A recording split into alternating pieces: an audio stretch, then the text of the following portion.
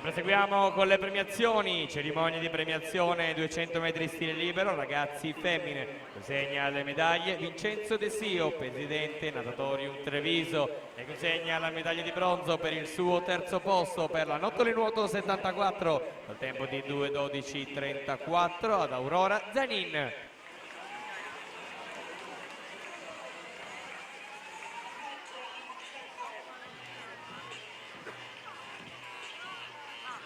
Secondo posto medaglia d'argento per i colori della Team Veneto col tempo di 2:12:24 Irene Marin.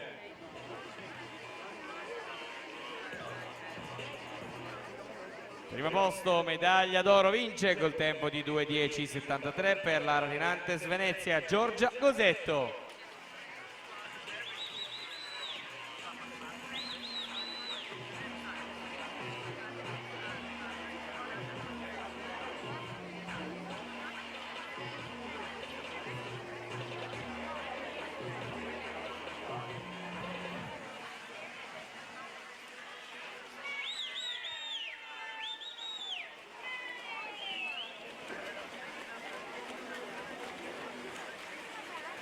Cerimonia di premiazione, 200 metri di stile libero, assoluti femmine. Terzo posto, medaglia di bronzo per la Padova Nuoto col tempo di 2:06:22, Giulia Grasso.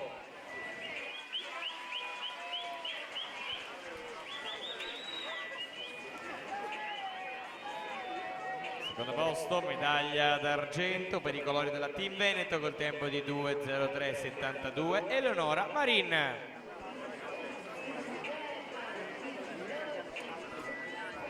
Primo posto medaglia d'oro, first place gold medal for South Africa team in 2:36, Rebecca Meder.